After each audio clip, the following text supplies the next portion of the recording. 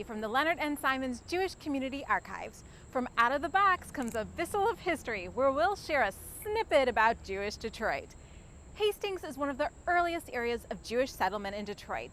The name references Hastings Street, which was the main thoroughfare of this area.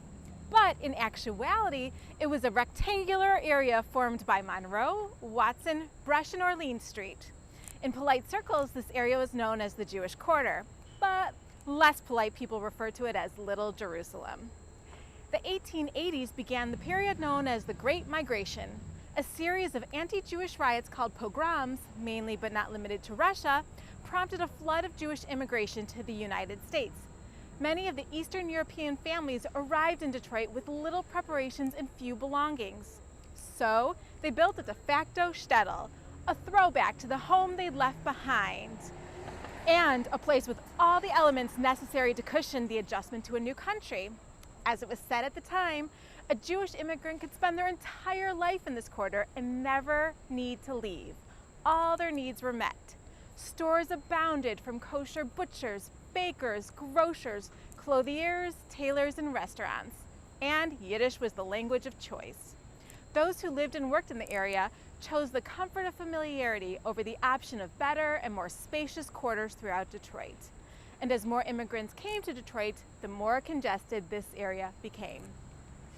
A Detroit Free Press article from 1911 referred to the area as the Detroit Ghetto, writing, quote, "It is a place where the unfamiliar tongue is spoken, where congestion makes living conditions almost unbearable, where misery and squalor and suffering abound, a place to be shunned." But to those who lived there, it was home. Before long, the Jewish community would migrate out of the Hastings area, but that's a Bisel for another day. If you want to take a walk down Hastings, well, you're not going to find it. The Federal Highway Act of 1956 destroyed Hastings and replaced it with the Chrysler Freeway. At the time of its destruction, the area was a thriving black community known as Paradise Valley.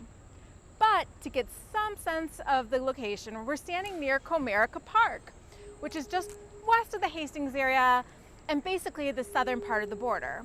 Looking at it now, it's hard to imagine the daily life of our Jewish ancestors, but maybe this will help.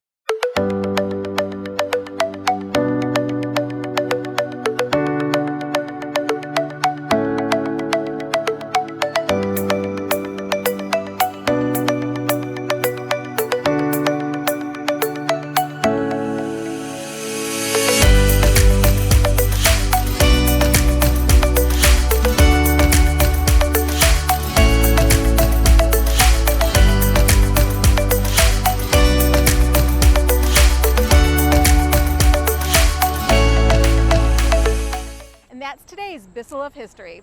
Our next segment takes us back to Belle Isle, where Brian will be at the aquarium and the conservatory with another Bisel.